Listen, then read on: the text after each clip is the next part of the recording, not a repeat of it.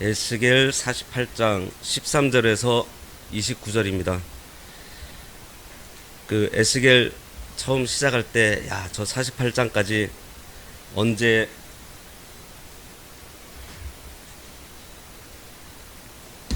다 하나 했더니 벌써 48장까지 왔습니다.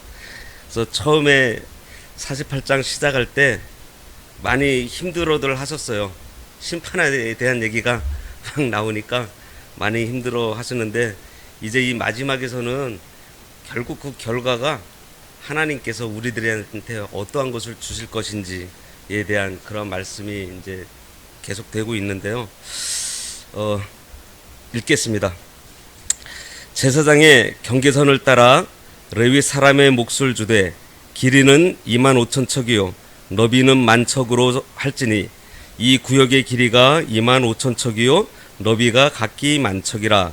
그들이 그 땅을 팔지도 못하며 바꾸지도 못하며 그 땅에 처음 익은 열매를 남에게 주지도 못하리니 이는 여호와께 거룩히 구별한 것임이라.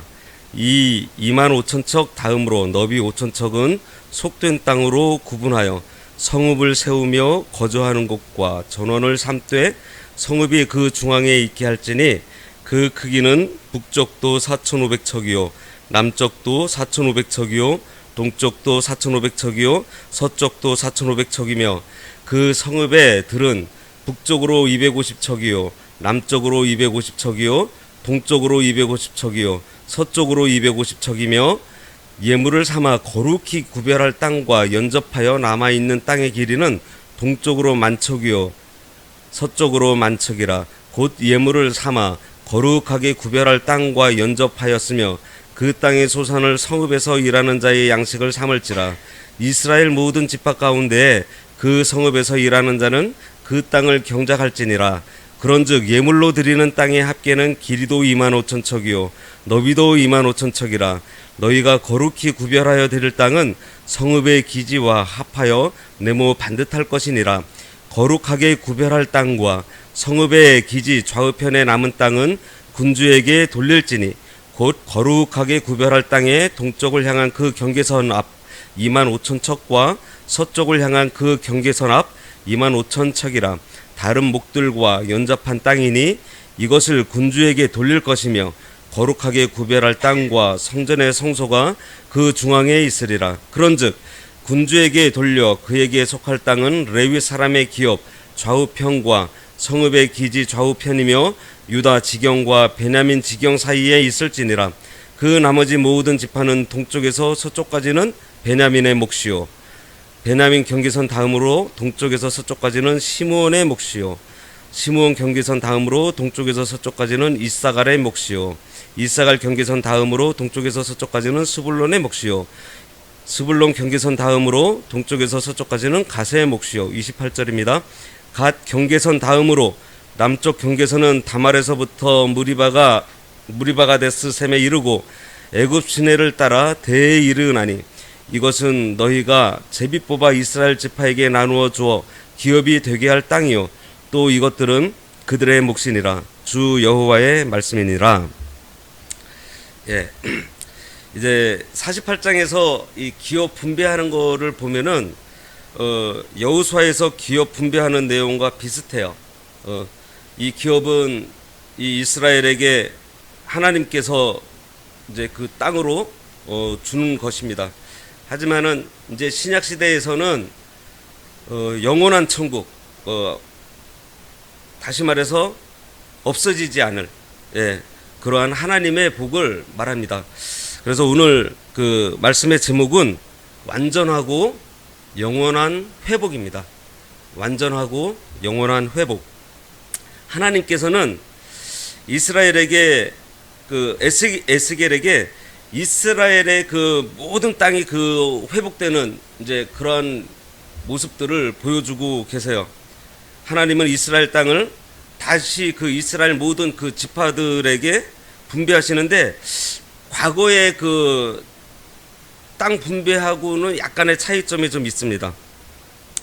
뭐가 차이점이 있냐면은 지금은 성전을 중심으로 해서 북쪽으로 나눠주고 남쪽으로 이렇게 나누어주고 있어요. 다다음 주에 이제 여호수아 개론이 있는데 이제 거기를 들으시면은 자세하게 알 수 있을 텐데, 처음에 이스라엘이 요단강을 건너가서요 중부 지역을 점령을 합니다. 그러면서 세 지파에 대해서 네 장에 관해서 그 크게 다루고 있어요. 므낫세하고 에브라임하고 유다 지파, 이 세 지파가 이 중부 지역을 크게 장악을 해요. 분배를 받습니다. 그런데 이제 여기서는 좀 보시는 것 같이 가운데 성전이 있고 북쪽으로 7지파, 남쪽으로 5지파 이렇게 나눠지게 되어 있어요. 오늘 본문은 이 13절에서 14절에서는 레위인들의 기업이 나와 있고요. 그 다음에 15절에서 20절까지는 속된 땅의 내용이 나와 있습니다. 그래서 그 속된 땅에서는 일반 백성들도 거기서 살게 된다라는 내용이 있고, 또 21절에서 22절 말씀에는 왕에게 주시는 기업에 대한 기록이고요. 그리고 23절에서 29절은 그 남부 지역에 있는 5지파 기업에 대한 내용입니다. 먼저 이제 13절에서 14절 그 레위인들의 기업을 보면, 성소와 가장 가까운 곳에는 남유다 왕국의 2지파인 북쪽으로는 유다 지파가 접경해 있고요. 남쪽으로는 이제 베냐민 지파가 분배되어 있습니다. 그리고 가장 큰 차이는 뭐냐면은 기업이 없었던 레위 지파에게도 땅이 주어졌다라는 거예요. 여호수아 시대에 그 땅 분배 받을 때 레위 지파는 그 땅을 기업으로 받지 못했습니다. 대신에 한 48군데 되는 그 성읍에 살게 했고, 거기에서 조그맣게 밭을 경작할 수 있게 작은 밭을 받아서 생활할 수 있게 했어요. 그런데 레위 지파, 우리가 어제 살펴봤듯이 사독 그 자손들만 빼고서는 레위 지파가 타락을 했습니다. 그래서 그 사독 그 자손을 제외한 그 다른 레위 지파들은 제사장이 되지를 못했어요. 그리고 성소에서 성전에서 그 허드렛 일, 그리고 뭐 제사를 드리러 온 그 제사자들을 옆에서 도와준다거나 그런 성전 돕는 일을 봉사하도록 했습니다. 그래서 이제 레위 지파는 제사장이 아니기 때문에 이렇게 또 땅도 기업으로 받게 된 것 같아요. 그런데 이 레위 지파가 받은 땅이 특수한 땅이라 그랬어요. 특수한 땅. 하나님께서는 레위 지파의 땅을 거룩하게 구별하셨어요. 어떻게 구별했냐면은 그 땅은 팔지도 못하고 바꾸지도 못하고 그 땅에서 처음 익은 열매는 남에게 주지도 못한다 라고 구분을 했어요. 그래서 하나님께 거룩히 구별한 땅이다, 예, 이렇게 14절에 말씀하고 있습니다. 그래서 레위 지파가 분배받은 땅은 하나님을 섬기게 하기 위해서 하나님께서 거룩하게 구별해 주셨다라는 거. 우리가 지난주 말씀에 희년에 대한 규례를 배웠는데, 거기 보면은 하나님께서 주신 기업으로 그때 사정에 따라서 남한테 팔 수도 있고 살 수도 있고 할 수 있다 그랬어요. 그런데 이 레위 지파의 땅은 못 판다 그럽니다. 그냥 딱 고정시켜 놨어요. 오로지 하나님을 섬기는 데에만 사용할 수 있도록 그렇게 했어요. 그 다음에 15절에서 22절 내용은 이 속된 땅에 대한 이야기입니다. 여기서 이제 속된 땅이라 그래가지고 이 나쁘다라는 그런 의미가 아니에요. 그러니까 제사장과 레위인의 땅처럼 완전히 구별된 땅은 아니다, 그런 얘기입니다. 제사장이나 레위인의 땅은 사지도 못하고 팔지도 못하고 거기에서 나는 처음 익은 열매를 남을 주지도 못하고 그냥 취해야 된다고 하는데, 그런 것에 비해서 속되다, 예, 그런 것이지 이 땅이 죄가 있어서 속된 땅이다, 예, 그런 의미는 아닙니다. 그러니까 거룩한 땅 옆에 있기 때문에 그 땅과 비교해서 속돼 보인다, 예, 그렇게 생각을 하시면 되겠습니다. 바로 이곳에는 이스라엘의 그 일반 백성들이 살 수가 있었어요. 그리고 18절에 보면은 예물을 삼아 거룩히 구별할 땅, 예, 바로 이 땅은 저 성전이 있는 땅을 말하고 있어요. 하나님 앞에 모든 땅을 받았는데 그 중에 하나님께 예물을 드리는 것과 같은 땅이 곧 성전이 있는 땅이라는 말씀입니다. 그것을 가리켜서 예물을 삼아 거룩하게 구별할 땅이라고 지금 얘기하고 있어요. 이것은 이스라엘 땅 전부가 하나님께서 다 주신 건데, 예, 그 중에 성전 지을 땅은 예물로 구별하여 드린 땅이라고 이렇게 말하고 있는 것입니다. 그리고 그 바깥의 땅에는 농사를 지어서 성읍에서 일하고 그 또 봉사하는 그러한 사람들의 양식을 삼도록 했어요.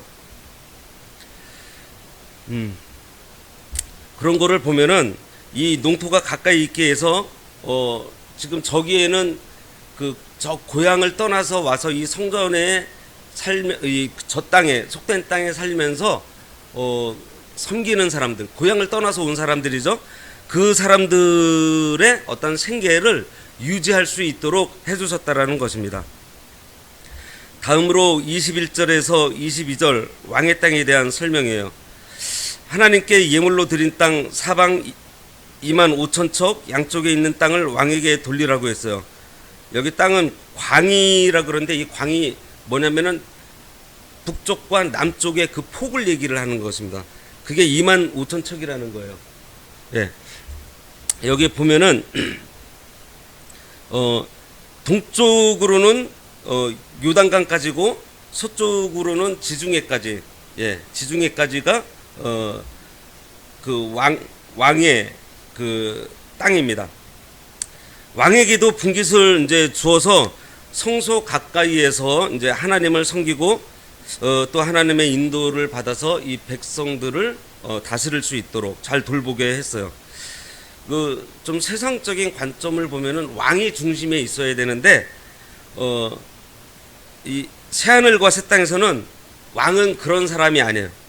이 새하늘과 새 땅은 성전을 중심으로 해서 그래서 구별된 제사장 그리고 레위인의 땅, 그런데 왕의 땅은 바깥에 자리를 하고 있습니다.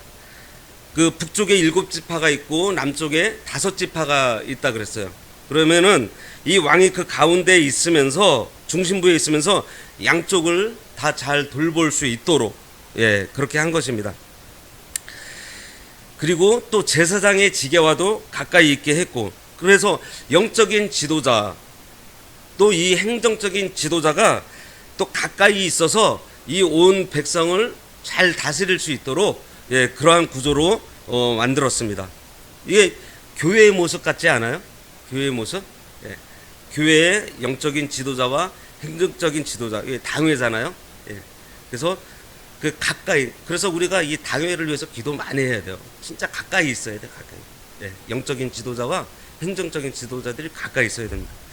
자, 이 모양을 보면 우리가 좀 알 수 있는 것 같이 평민이든지 왕이든지 제사장이든지 뭐 전부가 뭐를 중심으로 있어요? 성전을 중심으로 있다는 거예요. 성전. 삶의 전부가 하나님의 중심으로 살아야 된다라는 것입니다. 그래서 우리 교회의 모습이요. 저 교회가 참 바른 교회다라고 여겨지는 게 어떠한 모습인가 하면은 저 교회가 하나님의 중심으로서 되어 있는 목사님 중심, 장로님 중심이 아니라 하나님 중심의 교회가 된다. 하나님께서 가장 합리적인 땅도 주시고 이제 환경을 주셨습니다. 그 다음에 23절에서 29절은 이제 나머지 남부에 있는 5지파 기업에 대한 설명이에요. 남은 땅 5지파에게 기업을 주셨는데 23절에는 그 베냐민 지파, 베냐민은 12형제 중에서 제일 막내지만 남쪽에서 기업을 제일 먼저 분배를 받습니다. 이것은 육신적으로 나중된 자가 믿음으로 앞설 수 있다는 것을 좀 보여주기도 하고요. 그리고 또 베냐민 지파가 또 어떻게 했냐면은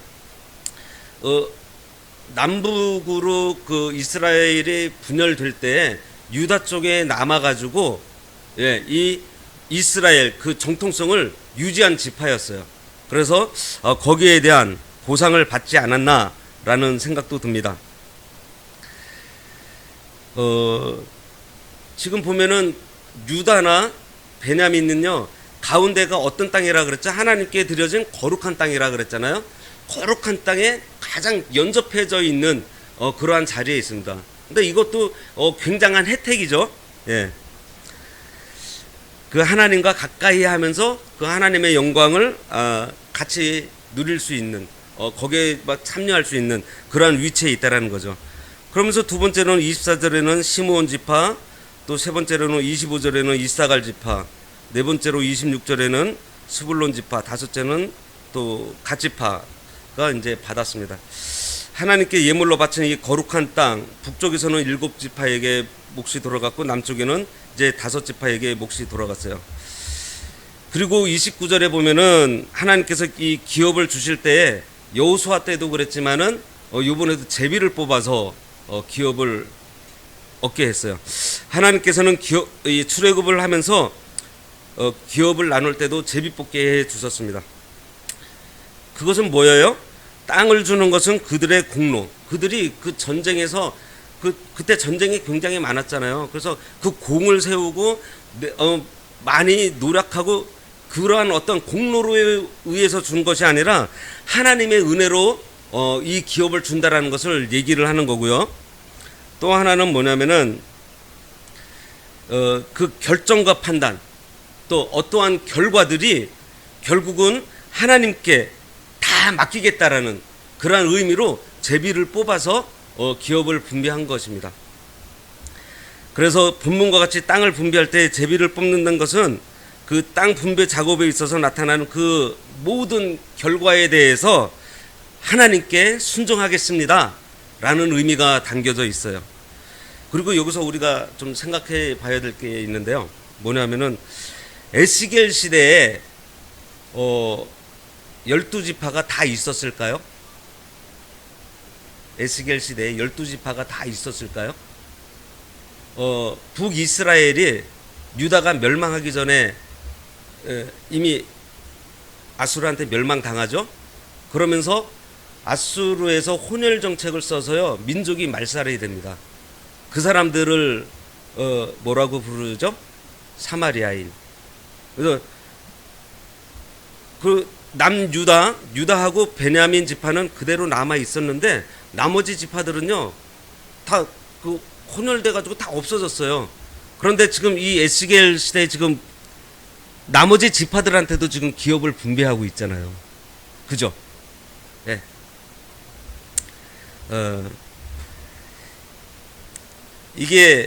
이걸 보면은 이 새 하늘과 새 땅, 이제 에스겔을 통해서 보여주시는 새 하늘과 새 땅, 새 예루살렘, 이것은 이제 거기에는 완전한 그 회복이 되었다는 것을 알 수가 있어요. 예수님께서 오셔서 주실 그 영원한 천국, 모든 만물이 회복돼서 하나님을 중심으로 살게 되는 바로 그 나라. 우리가 주일날 희년의 그 규례 있잖아요. 결국은 다시 원상 회복되는 그러한 완전한 회복이죠. 지금 우리 믿음이요 바로 저기에 소망을 두고 있다는 거예요. 바로 저기에 우리가 그것을 기억하고 있어요. 우리 삶에 지금 뭐 어떤 어려움이 있고 뭐 어떤 괴로움이 있고 막 그렇더라도 우리가 낙심하지 마시고 지금은 좀 힘들고 좀 답답하고 뭐 그러실지 모르겠지만은 나에게 준비되어 있는 저 완전하고 저 영원한 회복, 그 완전하고 그 영원히 그 회복될 그러한 삶이 나에게 있다라는 거, 거기에 우리가 소망을 두고 그런 소망이 있으면은 우리가 뭐가 두렵겠어요. 다 모든 것을 우리가 그 가운데서 믿음으로 승리할 수 있을 것입니다. 그래서 우리가 지난주 우리의 희년의 규례를 통해서 결국은 참 주인 되신 하나님께로 모든 것이 돌아가고, 그래서 우리가 그 하나님을 중심으로 살게 되는 그러한 회복. 그래서 지금 에스겔서에서도 지금 그것을 얘기하고 있는 거예요. 그 50년에 한 번 돌아오는 그 희년이 결국은 예수님께서 재림하셔서 우리들에게 주실 그 영원한 기업, 영원한 복, 그 영원한 회복, 그것을 얘기를 하는 거잖아요. 그래서 우리가 거기에 소망을 두고서 살면서 우리가 하루하루 또 날마다 믿음으로 승리하시기 바랍니다. 기도하겠습니다. 하나님 아버지, 저희들에게 완전하고 영원한 그러한 회복을 준비해 주셨는데 저희들의 그 삶이 녹록지 않아서 때로는 낙심하고 두려워하고 절망할 때가 많이 있습니다. 하지만 하나님께서 저희들의 믿음을 굳게 해 주시고 우리가 이 말씀에 더욱더 협착함으로 이 말씀 가운데 저희들에게 알려주시는 그러한 참되고 귀한 그리고 우리들에게 위로가 되는 그 말씀에 우리가 무릎 꿇고 그 말씀 앞에 전적으로 동의하며 그 말씀을 온전히 순종하게 되는 저희들 될 수 있도록 하나님께서 공고해 주시고 이끌어 주시길 간절히 바라옵고 원하오며 예수님 이름으로 기도드리옵나이다. 아멘.